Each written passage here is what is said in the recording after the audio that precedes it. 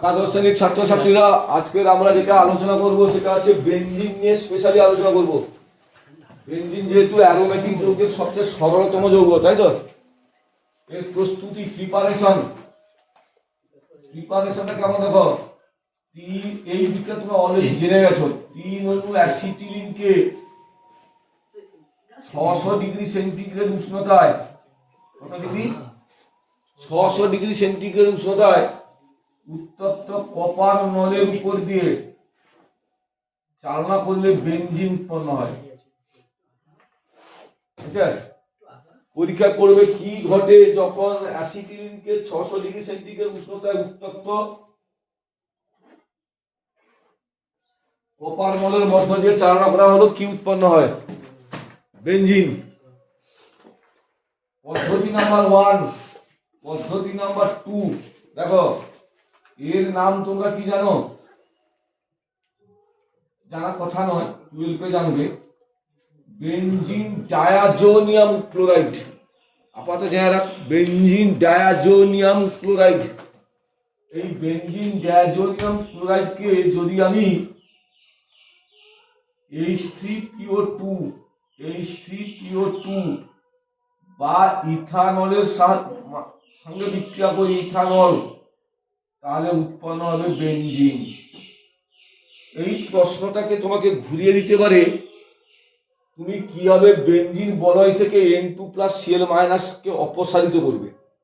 এটাকে অপসারিত করে দেওয়া মানে বেনজিন তৈরি হয়, বুঝলে? পদ্ধতি নাম্বার 3 দেখো, এর নাম কি?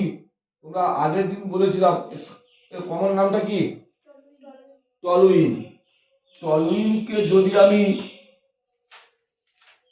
ক্ষারীয় KMnO4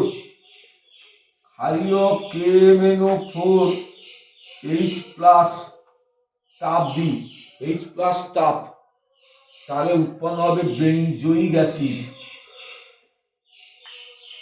COOH, বেনজোইক অ্যাসিড। এই বেনজোইক অ্যাসিডকে সোডা লাইম তাপ দিলে NaOH+CaO, যদি আমি তাপ দিই তাহলে সেখান থেকে উৎপন্ন হবে বেনজিন। এই প্রশ্নটা পরীক্ষা দিতে পারে, তুমি কিভাবে টলুইন থেকে বেনজিন করবে, বা তুমি কিভাবে বেনজিন বলয় থেকে CH3 মূলককে অপসারিত করবে। অপসারিত করা মানে টলুইন থেকে বেনজিন হওয়া, এবং বেনজোইক অ্যাসিড থেকেও বেনজিন যদি তৈরি করতে বলে তাহলে এই স্টেপটা বাদ দিয়ে এখান থেকে এইটা করবো। বা তুমি কিভাবে বেনজিন বলয় থেকে COOH মূলককে তুমি অপসারণ করবে। বোঝা গেল? নেক্সট দেখো, আমি বলেছিলাম বেনজিন বলয়ের মধ্যে কটা পাই বন্ধন আছে? 3টে পাই বন্ধন আছে। 3টা পাই বন্ধন মানে কটা ইলেকট্রন? 6টা।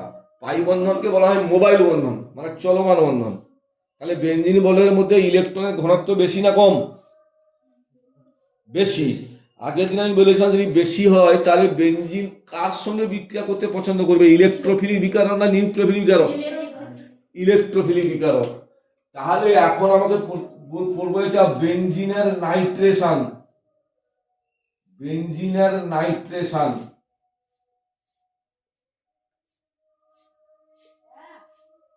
সবসময় মনে রাখবে বেনজিনের নাইট্রেশনে আমরা যেটা পড়বো, সবসময় মনে রাখবে নাইট্রেশন মানে বেনজিন বলয়ে NO2 মূলকের হচ্ছে মানে প্রবেশীকরণ।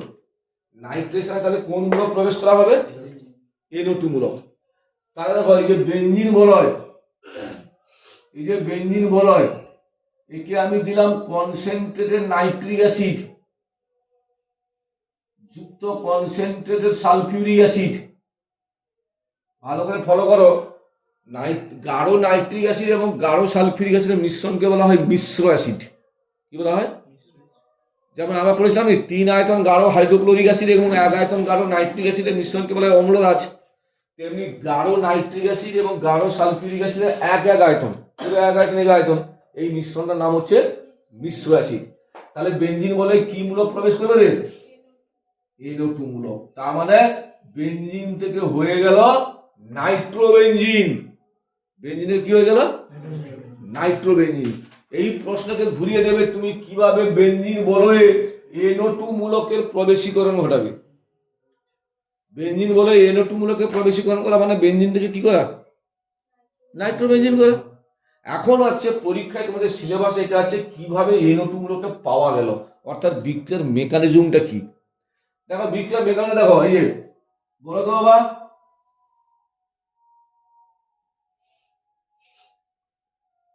কে বুদ্ধি করে বলতে পারি বলতো এটা কার সংকেত?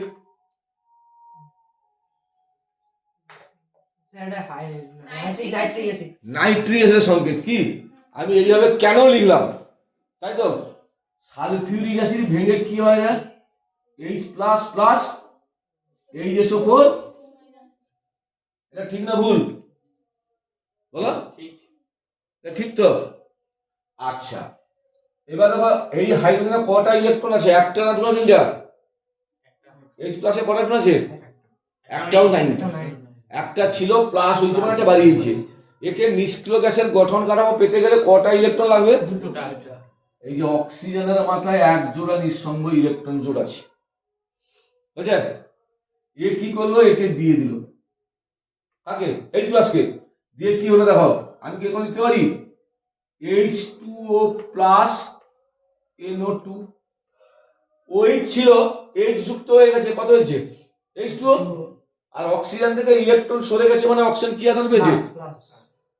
এইবার অক্সিজেন কি করবে, এখান থেকে বন্ড ভেঙে জলে বেরিয়ে গেছে H2O হলো, হ্যাঁ H2O প্লাস এখান থেকে ইলেকট্রন সরে গেছে মানে কি হয়েছে, NO2 প্লাস হয়ে গেছে নি, হ্যাঁ কি রে? আরে এই যে বন্ডটা হয়েছিল, এই বন্ডে কে কে ইলেকট্রন দিয়েছিল, নাইট্রোজেন একটা দিয়েছিল, একটা অক্সিজেন দিয়েছিল তো, সেই বন্ড জোটটা অক্সিজেনকে টেনে নিয়েছে, তাহলে এই নাইট্রোজেনের পর ইলেকট্রনের শর্ট হলো না আধিক্য হলো, শর্ট হয়ে গেলে প্লাস হয়ে যাবে। এইটা নাইট্রেশনে পরীক্ষায় পড়ে নাইট্রেশনে ইলেকট্রোফিলিক বিকারকটি কোনটা, ইলেকট্রোফিলিক বিকারক NO2 প্লাস। এবার দেখো কি হচ্ছে, এবার তো এই যে বেনজিন বলা তো, বেনজিনের সংকেত কি রে, আমি তো এটা লিখেছি এমনি সংকেত বলো C6, তাহলে 6টা কার্বনের 6টা হাইড্রোজেন আছে।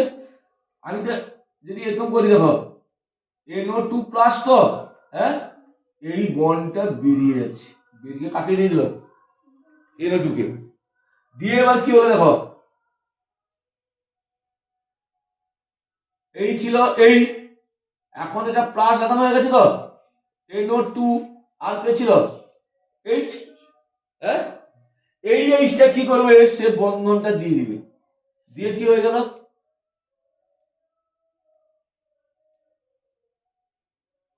এই NO2 প্লাস কি হলো, এই H প্লাস কোথায় যাবে, এই H প্লাসের জন্য বছরের পর বছর অপেক্ষা করে আছে HSO4 minus, H plus HSO4 minus H2SO4, তাহলে এখানে আলটিমেট H2SO4 কোনো ভূমিকাই নেই, শুধু NO2 মূলকটাকে হচ্ছে বের করার জন্য কাজে লাগে।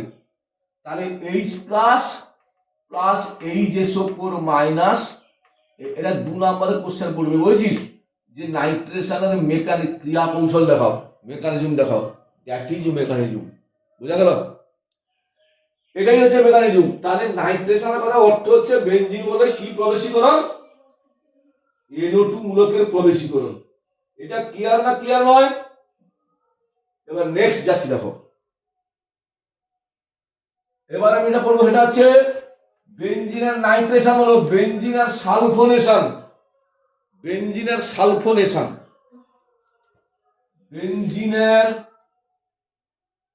Sulphonation, sulphonation. তোরা আমাকে বলতো যে বেনজিন বলো যে NO2 মূলক প্রবেশ করলো না, এটা কি বিক্রিয়া রে, জুত বিক্রিয়া না প্রতিস্থাপন বিক্রিয়া?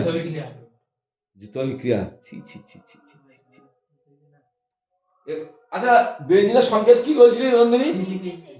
তাহলে নাইট্রোবেনের সংকেত কি হবে, C6H6 NO2 হবে না, C6H5 NO2, এটা এইবার হয়েছে নি, তা একটা H কে সরিয়ে তার জায়গায় NO2 ঢুকেছে, এটা প্রতিস্থাপন না জুত বিক্রিয়া? কে জুত বিক্রিয়া বলি গিয়ে, না আমি বলছি যা এই বেঞ্জিন আর সালফোনেশন মানে বেঞ্জিন বলয়ে SO3H মূলকের প্রবেশীকরণ। কার প্রবেশীকরণ? SO3H এর প্রবেশীকরণ। তাহলে বেঞ্জিন বলয়ে যদি বেঞ্জিনের সঙ্গে যদি আমি ধূমায়মান সালফিউরিক অ্যাসিডের বিক্রিয়া করি, ধূমায়মান সালফিউরিক অ্যাসিড, তাহলে বেঞ্জিন বলে কে প্রবেশ করবে রে? হ্যাঁ, বেঞ্জিন সালফোনিক অ্যাসিড, বেঞ্জিন বলে SO3H। তাহলে এইটা ভালো করে ফলো করো, সাবস্ক্রাইব করো, বন্ধুদের মধ্যে বেশি বেশি করে শেয়ার করো। ও একটা